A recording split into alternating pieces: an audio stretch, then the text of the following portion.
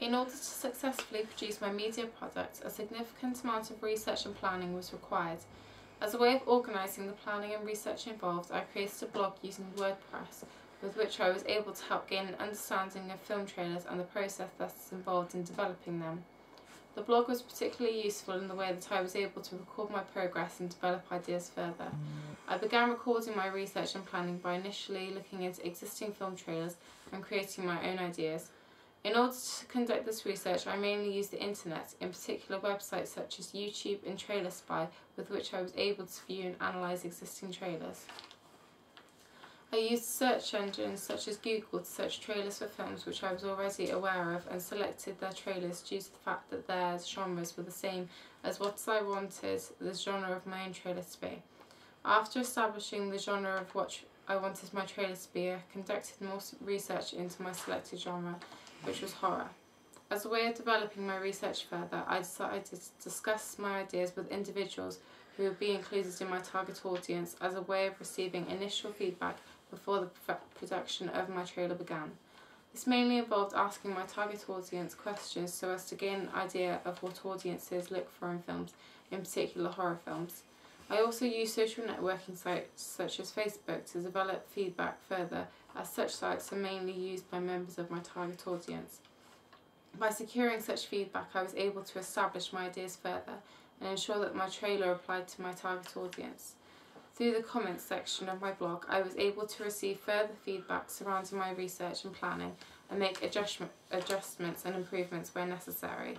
The feedback I received was mainly from my peers who were members of my target audience and my teachers who were able to give constructive comments that helped to improve the quality of my research and planning. Whilst planning my trailer, I used digital cameras to take a variety of pictures of my potential setting for my trailer and potential actress. I had previously decided that my trailer would be filmed in the woods, and I decided to take pictures of a particular woods which I felt could potentially be the setting for my trailer. I took a number of pictures and posted them on my blog, and this helped to develop the ideas for my trailer.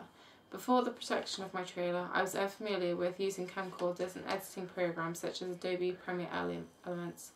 Therefore, the experience of developing my trailer allowed me to gain new skills.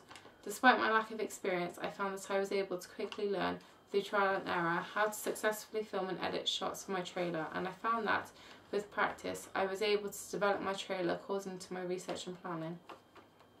Having access to an online blog meant that it was easy for my friends and family to access the work that I had done so far and give me feedback that I found useful. I chose to use my own handheld camera whilst filming shots for my trailer, which involved having to film practice shots to ensure that the filming of my trailer was how I planned it to be. As part of the construction of my auxiliary text, I mainly used the program Adobe Photoshop.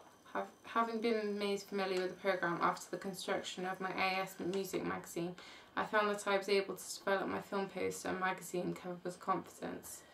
The images I used for my two ancillary texts involved using my photography skills, which I feel I developed well during the production of all three texts.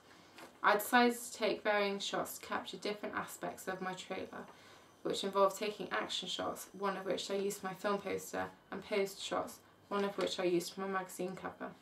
Specific skills I needed to master during the production of my ancillary text involved being able to present my poster and magazine cover in appropriate ways that met conventions, such as being able to alter the text and colours. As a way of receiving audience feedback surrounding all three of my media texts, I interviewed various members of my target audience and recorded their responses using a voice recorder. The question and answer session had the intention of receiving constructive feedback, and by asking different people I was able to get varied responses. I used PowerPoint as a way of evaluating my film trailer, and this included addressing forms and conventions associated with existing film trailers and analysing trailers which influenced my media text. I presented this information on several slides in a clear way that the audience could understand. My PowerPoint involves a link to my trailer so that the audience can relate my work to my research appropriately.